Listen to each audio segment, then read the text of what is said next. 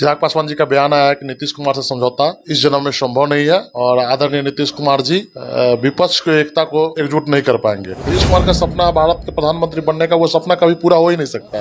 हम लोग Bihar first, Bihari first को जन जन तक पहुंचाने के लिए काम कर रहे हैं। चिराग पासवान जी बिहार की वो ताकत है जिसके साथ जाएंगे बिहार की सत्ता, उसके साथ वही सत्ता में राज करेगा। तमाम दल, आप देखिए, राष्ट्रीय दल हो या क्षत्रिय दल हो, जब भी भीड़ जुटाने की बात आती है उनके द्वारा प्रोपगंडा चलाया जाता है, पैसा खर्चा किया जाता है, गाड़ी भेजा जाता है, तब जाके 1000-2000 की भीड़ जुटती है। और चिराग पासवान जी बिहार के किसी कोना में आज खड़े हो जाए, 1000-2000 की भीड़ आने के लिए किसी को फोन नहीं करना पड़ता है, कभी किसी को बताना नहीं पड़ता है। अब मुख्यमंत्री जनता के द्वारा चुना हुआ व्यक्ति ही मुख्यमंत्री बना।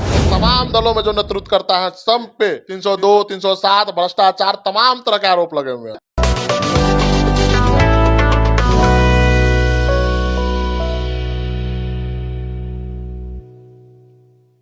नमस्कार, मैं प्रिंस कुशवाहा, बिहार टॉक देख रहे हैं। देखिए, बिहार की सियासत काफी गरमाई हुई है। इफ्तार के बहाने सियासत भी हो रही है, लेकिन अभी हमारे साथ लोक जनशक्ति पार्टी के प्रदेश उपाध्यक्ष हमारे साथ है और उनसे हम बात करेंगे कि क्या बिहार में जो सियासत हो रही है इफ्तार के बहाने, चिराग पासवान जी नीतीश कुमार के इफ्तार पार्टी में नहीं जाते हैं, राबड़ी देवी जी के जाते हैं, तो ऐसा तो नहीं ना कि नीतीश कुमार आपसे बैर नहीं वाला कहानी है? राबड़ी देवी, श्रीमती राबड़ी देवी के यहाँ सदियों से चिराग पासवान के पिताजी आदरणीय रामविलास पासवान भी जाते थे अवतार में, और वही परंपरा, पारिवारिक संबंध के कारण ही, ठीक है, वो गए थे, कोई राजनीतिक कारण नहीं था। और आप देखे भी होंगे, इफ्तार खत्म होने के बाद चिराग पासवान जी का बयान आया है कि नीतीश कुमार से समझौता इस जन्म में संभव नहीं है और आदरणीय नीतीश कुमार जी विपक्ष की एकता को एकजुट नहीं कर पाएंगे, क्योंकि उनसे ज्यादा विधायकों वाली पार्टी समाजवादी पार्टी है, राष्ट्रवादी कांग्रेस पार्टी है, कांग्रेस पार्टी है, तमाम दल उनके नेतृत्व को क्यों स्वीकार करेंगे। तो नीतीश कुमार का सपना भारत के प्रधानमंत्री बनने का, वो सपना कभी पूरा हो ही नहीं सकता, क्योंकि उनके पास 40-45 विधायक ही हैं। और हम लोग महागठबंधन में या एनडीए की बात है, जहां तक अभी हम लोग न्यूट्रल रूप में किसी गठबंधन में का स्वरूप में नहीं है। हम लोग बिहार फर्स्ट, बिहारी फर्स्ट को जन जन तक पहुंचाने के लिए काम कर रहे हैं। आप लोग बोल रहे हैं कि किसी हम एनडीए के हिस्सा नहीं है, नहीं गठबंधन के हैं, लेकिन इससे पहले चिराग पासवान जी भी बोलते थे कि हम मोदी के हनुमान हैं और एनडीए में हम हैं, एनडीए के लिए हम काम करेंगे। चाहे चुनाव आता है तो चिराग पासवान समर्थन करते हैं, पूरे जी जान से लगते हैं, लेकिन बीजेपी हालचाल तक नहीं पूछ रही है, कोई सुध भी नहीं ले रही है, और इस कारण चिराग पासवान जी भटक रहे हैं, कभी एनडीए में रह रहे हैं, कभी महागठबंधन में जा रहे हैं। चिराग पासवान जी को एनडीए सूद नहीं ले रही है, तो एनडीए के गृह मंत्री आदरणीय अमित शाह जी के द्वारा चिराग पासवान जी को कुढ़नी और गोपालगंज चुनाव और मोकामा चुनाव में समर्थन देने के लिए बातचीत हुई थी। उन्होंने आग्रह किया था कि आप हमारे उम्मीदवार का प्रचार प्रसार कीजिए, और इस प्रचार प्रसार के कारण एनडीए का जो उम्मीदवार कुढ़नी में और गोपालगंज में सफलता मिली और मोकामा में मार्जिन कम हुआ, या आदरणीय चिराग पासवान जी के प्रचार करने के कारण ही हो पाया है। और जहां तक बात है, हम लोग उस समय गठबंधन में नहीं गए थे, सिर्फ 2 विधानसभा क्षेत्रों में प्रचार के लिए हम लोगों के पार्टी को आदरणीय अमित शाह जी के द्वारा आग्रह किया गया था। इसी कारण हम लोगों ने चुनाव प्रचार किया था। चिराग पासवान जी बोल पा रहे हैं कि हम एनडीए का हिस्सा है। चिराग पासवान जी को एक्सेप्ट करने की, चिराग पासवान जी ने पहले ही कह दिया है कि चुनाव के समय गठबंधन की चर्चा होगी। हम लोगों को यूज एंड थ्रो करने का जो आप बात बोल रहे हैं, नेताओं की भाषा बोल रहे हैं, वो आप छोड़ दीजिए। चिराग पासवान जी बिहार की वो ताकत है जिसके साथ जाएंगे बिहार की सत्ता, उसके साथ वही सत्ता में राज करेगा। और जब एनडीए गठबंधन हो या महागठबंधन हो, जिसमें गठबंधन में जाएंगे चिराग पासवान जी, वही गठबंधन देश की सत्ता पर राज करेगा। चिराग पासवान को जो है कि मुख्यमंत्री प्रोजेक्ट के लिए आप लोग डिमांड करते हैं, लेकिन चिराग पासवान जी को मुख्यमंत्री की प्रोजेक्ट क्या होता है? मुख्यमंत्री का चेहरा, मुख्यमंत्री का, बिहार की जनता चिराग पासवान जी में अपना नेतृत्व देख रही है, बिहार की जनता देख रही है। और हम कार्यकर्ता तो चाहते हैं कि चिराग पासवान बिहार के मुख्यमंत्री बने। और आपने मोकामा के चराडी में देख भी लिया है कि 10 से 15 लाख की भीड़ क्या कह रही है।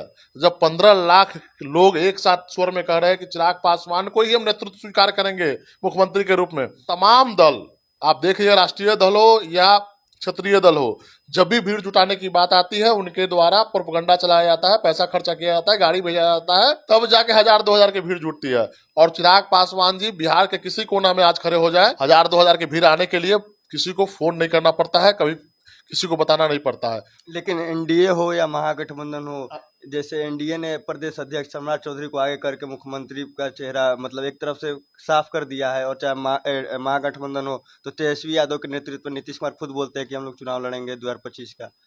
वो लोग क्या बोलते हैं उससे आप लोग क्या करेंगे? वो लोग क्या बोलते हैं उससे हम लोगों को कोई लेना देना नहीं। अच्छा, सही बात, सही मायने में बिहार ही ऐसा राज्य है जहां गठबंधन मुख्यमंत्री तय करती है। कुछ लोग जिनके पास अपना जनाधार नहीं है, अपना कोई वोट बैंक नहीं है, वही लोग गठबंधन बना के और बंद कमरे में मुख्यमंत्री डिसाइड कर लेते हैं। बिहार की जनता अब जाग चुकी है, बिहार के अकलियत जाग चुके हैं, बिहार के दलित महादलित जाग चुका है, बिहार के स्वर्ण समाज भी जाग चुके हैं। अब तक जिन लोगों को 32 साल सत्ता दिया गया, उन लोगों के द्वारा डिसाइड किया हुआ गठबंधन का नेता मुख्यमंत्री नहीं बनेगा। अब मुख्यमंत्री जनता के द्वारा चुना हुआ व्यक्ति ही मुख्यमंत्री बनेगा। आप बताइए कौन व्यक्ति है जो बिहार के लिए संघर्ष कर रहा है?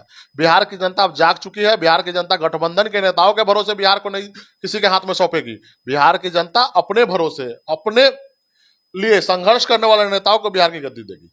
अच्छा, आपने दंगा का बात की है, जैसे नालंदा और बिहार शरीफ में तमाम जो घटनाएं हुई है, इसको आप कैसे देखते हैं? ये सरकार की विफलता है। सरकार के पास आईवी टीम है, सरकार के पास पूरी बिहार पुलिस की संस्थाएं हैं।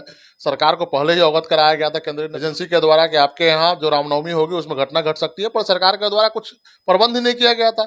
बिहार सरकार इस चुनाव को हिंदू मुस्लिम कराना चाहती है। बिहार सरकार? हाँ, बिहार सरकार चाहती है। और वो बोल रहे हैं कि अमित शाह आने वाले हैं तो इसलिए आप लोग करवा दिए। बिहार सरकार नहीं चाहती तो बिहार में तमाम मुद्दों को छोड़कर लगातार बिहार सरकार 10 दिनों से इफ्तार के बहाने पूरे पटना में जुटी हुई है।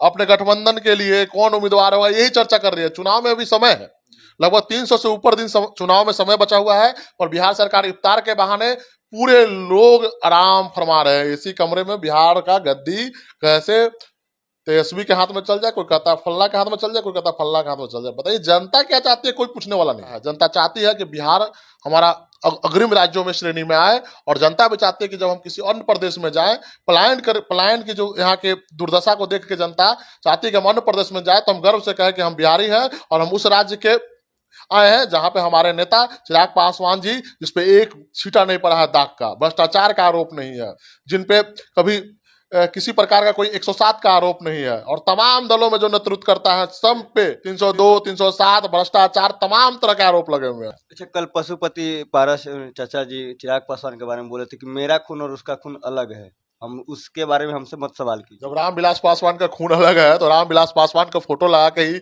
अभी हाजीपुर में वोट मांगने घूमते फिरते रहते हैं अपना। जब रामविलास पासवान को कहते हैं कि मेरा खून नहीं है, रामविलास पासवान का खून है चिराग पासवान, और रामविलास पासवान के पद चिन्हों पर चल रहे हैं चिराग पासवान।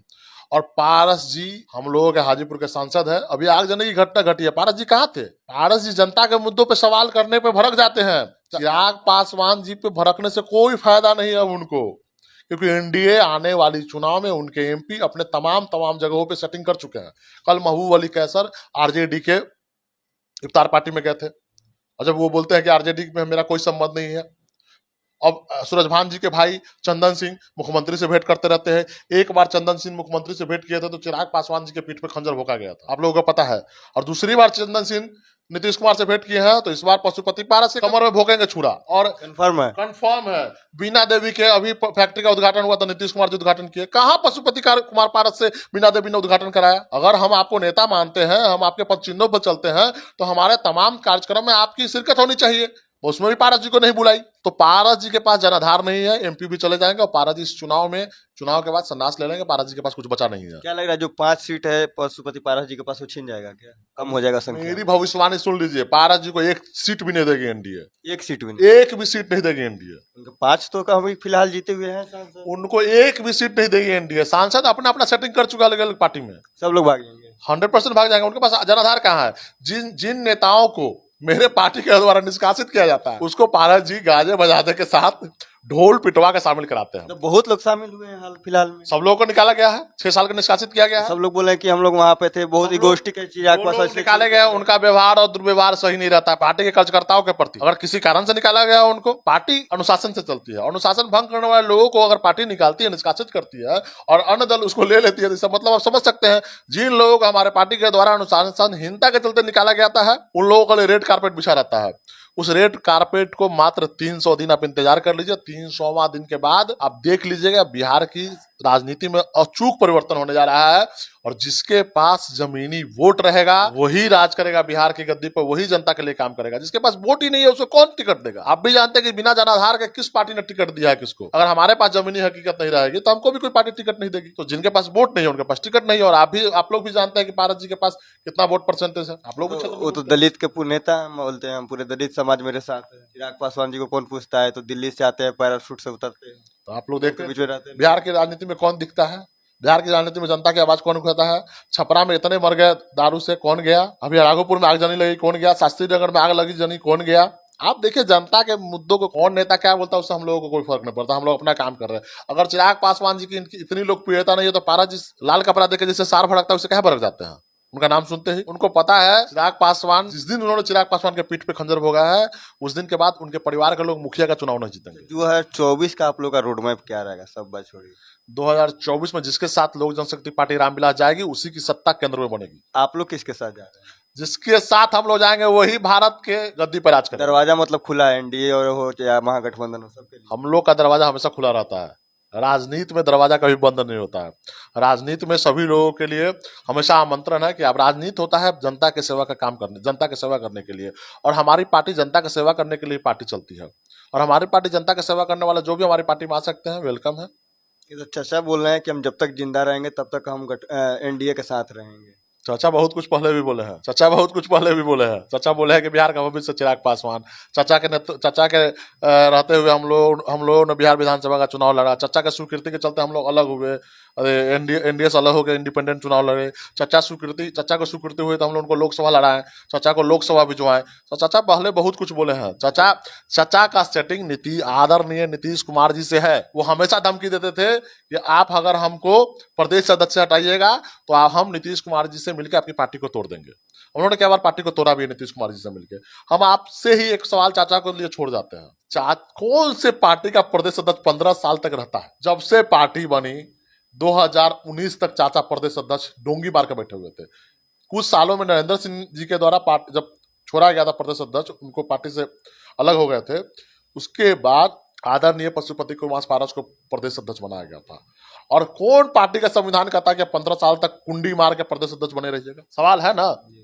और आपके 15 सालों में बिहार कभी भी एक बार भी सत्ता में नहीं आई। और एक बार प्रिंस राज बने। पिछले बार बिहार में जो चुनाव हो रहा था बिहारी फर्स्ट के नारे के साथ, उसमें प्रदेश अध्यक्ष प्रिंस राज थे।